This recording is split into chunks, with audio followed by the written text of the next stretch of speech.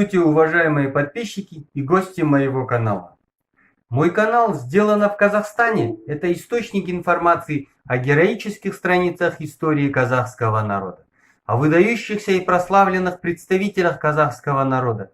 Досмотрите данный видеоролик до конца и обещаю, что узнаете не только много новой, но и самое главное – интересной информации.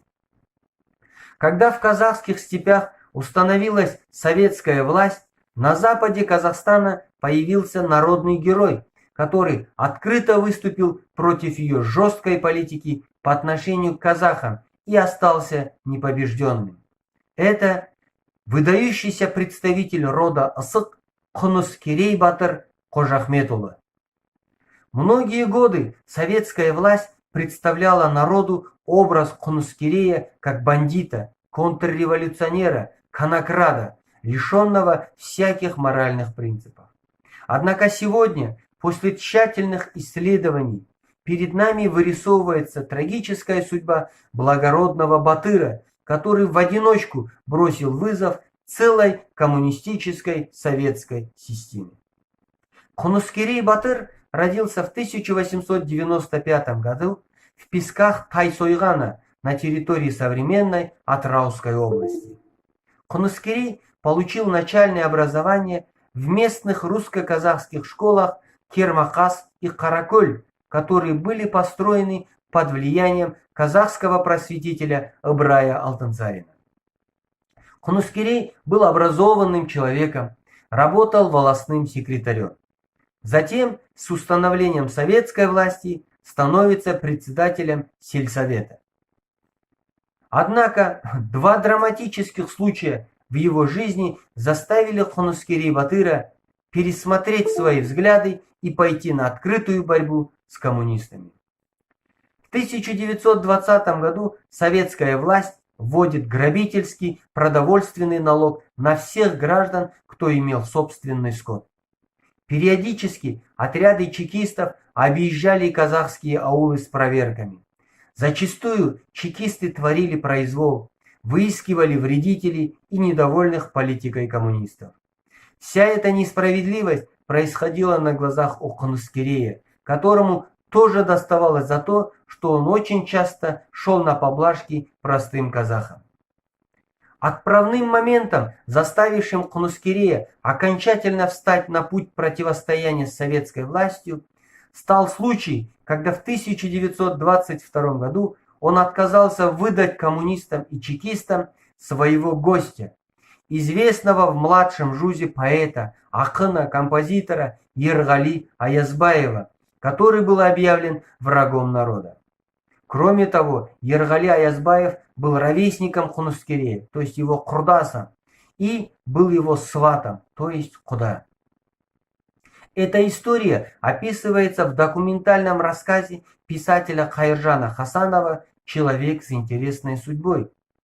Известный казахский писатель Хамза Есенжанов использовал этот сюжет из жизни Кунускерея в своем романе «Трагедия Жунусовых».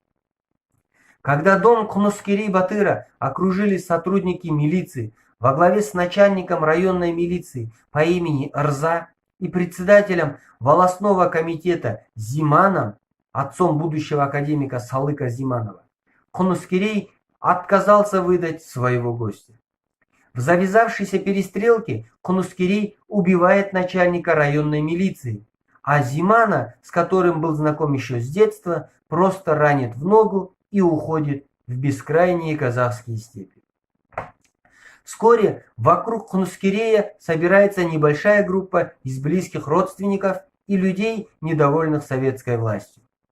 На поимку опасного бандита, бросившего вызов советской власти, были брошены все силы уральской милиции, уральских чекистов и Красной армии. Родной аул Кунускерея находился под постоянным наблюдением. Родственников Кунускерея подвергают аресту, расстреливают престарелого отца и оставляют его тело во дворе, запрещая хоронить на протяжении 3 суток. Жену Кунускерея Асем арестовывают как жену врага народа и высылают в Саратов. 2 малолетних дочерей отдают в детский дом, где они вскоре умирают. Но Кунускерей, несмотря на все эти удары по его семье, остается неуловимым и периодически совершает набеги на коммунистов, угоняет насильно собранный скот и раздает все простым казахам. Вскоре уральские чекисты даже просят помощи в Москве. В Атрауском областном архиве сохранилась следующая телеграмма, подписанная начальником гурьевских чекистов Фроловым. Просим оказать помощь в борьбе с контрреволюционной бандой Кунускерея Кожахметова. Его поимка осложняется тем, что местная беднота его поддерживает и укрывает.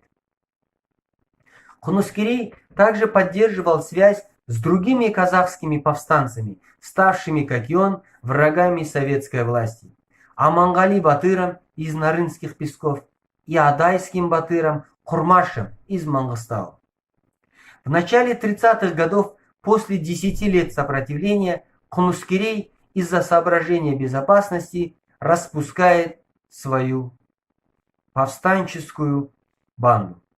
Сам Кунускерей в одиночку покидает Казахстан и тайком перебирается в Башкирию, в Уфу, где прячется у дальних родственников.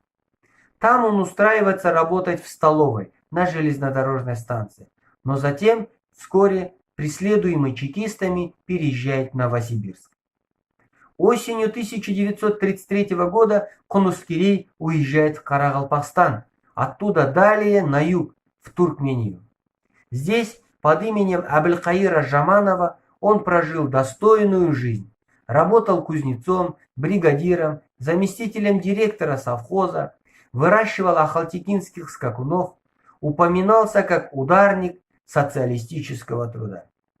В Туркмении от второй жены Марьям у Кунускерея родились 2 дочери – Шолпан и Айман. Дети Кунускерея рассказывали, что их отец скончался вовсе не от болезни, а от тоски, которую он до конца жизни пронес в своем истерзанном сердце. Похоронен Кунускерей в Туркмении, потому что потомки Батыра решили не тревожить останки Батыра и перевозить его на территорию современной Атыраускай области. В конце хочется добавить, что имя Кунускерей Батыра до сих пор не реабилитировано в Казахстане, и он продолжает числиться в списках врагов народа. Пусть Всевышний Аллах хранит сынов рода Асых, отважных защитников интересов казахского народа в западных регионах.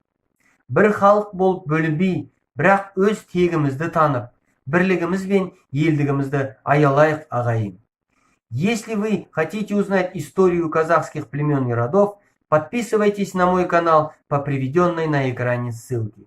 Делитесь тем, что вы узнали в данном ролике. Распространяйте видео среди своих знакомых, ведь нашей историей можно и нужно гордиться.